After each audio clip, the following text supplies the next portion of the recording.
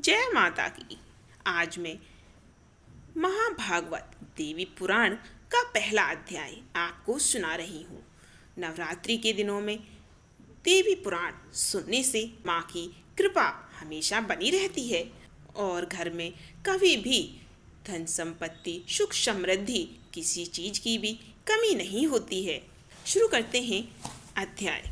श्री गणेश जी के चरण कमल के परागगण जो देवेंद्र के मस्तक पर विराजमान मंदार पुष्प के पराग कणों के समान अरुण वर्ण के हैं, वे विघ्नों का नाश करें। नारायण नर श्रेष्ठ श्री नर भगवती सरस्वती और व्यास जी को नमस्कार करके पुराण एवं इतिहास ग्रंथों का पाठ करना चाहिए, जिनकी आराधना करके स्वयं ब्रह्मा जी इस जगत के सृजनकर्ता हुए, ब्राह्मण विष्णु भगवान विष्णु पालन करता हुए तथा भगवान शिव संहार करने वाले हुए, योगी जन जिनका ध्यान करते हैं और तत्वार्थ जानने वाले मुनिगण जिन्हें परामूल प्रकृति कहते हैं, स्वर्ग तथा मोक्ष प्रदान करने वाली उन जगत जननी भगवती को मैं प्रणाम करता हूँ, जिन्होंने स्वेच्छा से इस जगत की सृष्टि करके तथा स्वयं जन्म लेकर भगवान शिव को प्रतिरूप में प्राप्त किया और शंभु ने कठोर तपस्या से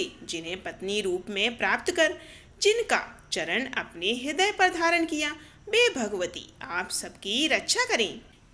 एक बार नैमिषारण्य में सौनक आदि महर्षियों ने वेद वेत्ताओं में श्रेष्ठ मुनिवर सूत जी से पूछा, महामते, अब आप स्वर्ग तथा मोक्ष का सुख प्रदान करने वाले उस पुराण का वर्णन कीजिए जिसमें भगवती की उत्तम महिमा का अत्यंत विस्तार से वर्णन किया गया है और जिसके यथाविधि श्रवण करने से दिव्य ज्ञान से रहित मनुष्यों में भी नवदा भक्ति उत्पन्न हो जाती है। सूत जी बोले, महाभागवत नामक इस अत्यंत गोपनीय पुराण का वर्णन सर्वप्रथम भगवान शिव ने महात्मा नारद के लिए किया था। पूर्व काल में उसे फिर स्वयं भगवान व्यास ने भक्तनिष्ठ महर्षि जैमिनि के लिए श्रद्धा पूर्वक कहा था और फिर उसी को मैं आप लोगों से कह रहा हूँ। इसे प्रयत्न पूर्वक गोपनीय रखना चाहिए तथा कभी भी प्रकट नहीं करना चाहिए। इसके श्रवण करने तथा पाठ करने में द्विज को जो पुण्य प्राप्त होता है, भगवान शिव भी 100 वर्षों में उस पुण्य का वर्णन करने में समर्थ नहीं है, तो फिर मैं उसका वर्णन कैसे कर पाऊंगा, क्योंकि वह पुण्य असीम है। यह सुनकर सभी ऋषिगण विस्मित एवं आनंद हर्षित हुए। उन श्रेष्ठ मुनियों ने वेद वेत्ताओं में श्रेष्ठ सूत जी से पुनः कहा। ऋषिवर बोले, मुनिवर, जिस तरह से वह श्रेष्ठ पुराण इस पृथ्वी लोक में प्रकाशित हुआ, आप कृपा करके इसकी यथार्थ रूप में वर्णन कीजिए। सूत जी बोले, समस्त धर्म शास्त्रों के वक्ता, सभी वेद विदों में श्रेष्ठ धर्मज्ञ ज्ञान संपन्न महान बुद्धि वाले महामुनि भगवान महर्षि व्यास जी 18 पुराणों की रचना करने पर भी किसी प्रकार से संतुष्ट नहीं हुए। उन्हें चिंता हुई थी कि यह महापुराण परम श्रेष्ठ है, जिससे बढ़कर दूसरा कुछ भी इस पृथ्वी तल पर नहीं है। भगवती का परम तत्व तथा विस्तृत महत्व इसमें विद्यमान है। देवी तत्व से अनभिज्ञ मैं इसका वर्णन कैसे कर सकूंगा, ऐसा सोचकर उनके मन में बड़ा क्षोभ हुआ। महाज्ञानी महेश्वर शिव, जिनके तत्व को भली भांति नहीं जानते हैं, जिनके परम तत्व को जान पाना अत्यंत कठिन है, ऐसा विचार कर परम बुद्धिमान तथा दुर्गा भक्ति परायण व्यास जी ने हिमालय पर्वत पर जाकर कठोर तपस्या की। उनकी तपस्या से प्रसन्न होकर भक्तों से स्नेह रखने वाली भगवती शर्वाणी ने अदृश्य रूप में आकाश में स्थित होकर उनसे यह वचन कहा, महामुनि, जहाँ ब्रह्मलोक में समस्त श्रुतियाँ विद्यमान थीं, आप वहाँ जाइए। वहाँ आप मेरे संपूर्ण परम तत्व को जान लेंगे। वहाँ श्रुतियों के द्वारा मेरी स्तुति किए जाने पर मैं प्रकट हो जाऊंगी और आपकी जो भी अभिलाषा होगी उसे पूर्ण करूंगी। तदंतर भगवती की आकाशवाणी सुनकर महर्षि व्यास जी ब्रह्मलोक गए। वहां उन्होंने वेदों को प्रणाम करके पूछा, अविनाशी ब्रह्मापद क्या है। विनम्र से नम्र महर्षि का यह वचन सुनकर एक एक करके सभी वेदों ने तत्काल मुनि श्रेष्ठ व्यास जी से कहा। ऋग्वेद ने कहा, सभी प्राणी जिनके भीतर स्थित हैं और जिनसे संपूर्ण जगत प्रकट होता है तथा जिन्हें परम तत्व कहा गया है, वे साक्षात स्वयं भगवती ही हैं। यजुर्वेद ने कहा, सभी प्रकार के यज्ञों से जिनकी आराधना की जाती है, जिसके साक्षात हम प्रमाण हैं, वे एकमात्र भगवती ही है। सामवेद ने कहा, जो इस समग्र जगत को धारण करती है तथा योगी जन जिनका चिंतन करते हैं और जिनसे यह विश्व प्रकाशित है, वे एकमात्र भगवती दुर्गा ही इस जगत में व्याप्त हैं। अर्थवेद ने कहा, भगवती के कृपा पात्र लोग भक्ति पूर्वक जिन देवेश्वरी का दर्शन करते हैं, उन्हीं भगवती दुर्गा को लोग परम ब्रह्मा कहते हैं। सूत जी बोले, वेदों का यह कथन सुनकर सत्यवती पुत्र व्यास जी ने निश्चित रूप से मान लिया कि भगवती दुर्गा ही परम ब्रह्मा है। ऐसा कहकर उन वेदों ने महामुनि व्यास जी से पुनः कहा, जैसा हम लोगों ने कहा है वैसा हम प्रत्यक्ष दिखाएंगे। ऐसा कहकर सभी श्रुतियाँ सच्चिदानंद विग्रह वाली शुद्ध स्वरूपा तथा सर्वदेवमयी परमेश्वरी का स्तुति करने लगी। वेदों ने कहा, दुर्गे, आप संपूर्ण जगत पर कृपा कीजिए। पर में आपने ही अपने गणों के द्वारा स्वेच्छा अनुसार सृष्टि आदि 3 कार्यों के निमित्त ब्रह्मा आदि तीनों देवों की रचना की है। इसीलिए इस जगत में आपको रचने वाला कोई भी नहीं है। माता, आपके दुर्गम गुणों का वर्णन करने में इस लोक में भला कौन समर्थ हो सकता है।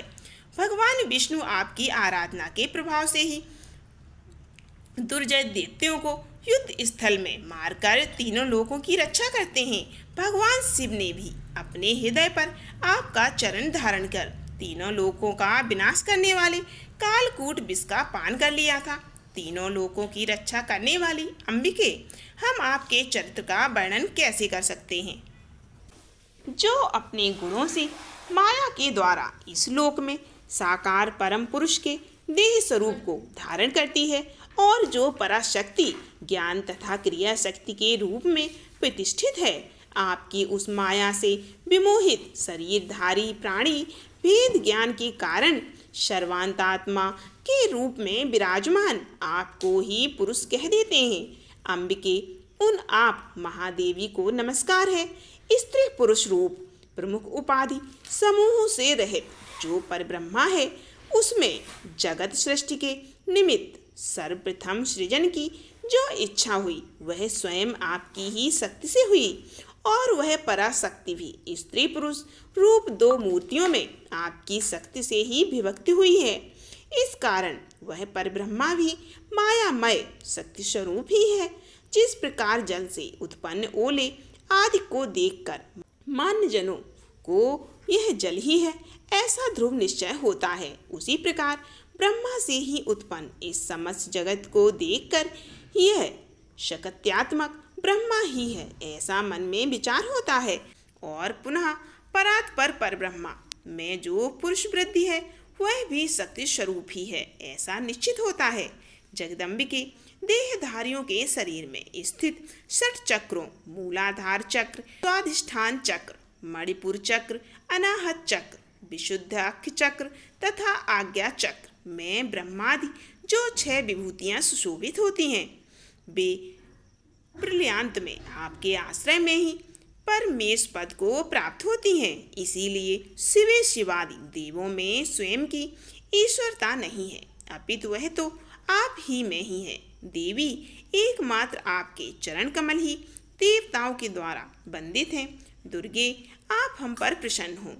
सूत जी बोले, इस प्रकार श्रुतियों के द्वारा वेद वचनों से स्तुति की गई सनातनी जगदम्बा सती ने अपना स्वरूप दिखाया। सभी प्राणियों के भीतर स्थिर रहने वाली उन ज्योति स्वरूपनी भगवती ने व्यास जी के संशय का नाश करने के लिए इच्छा रूप धारण किया।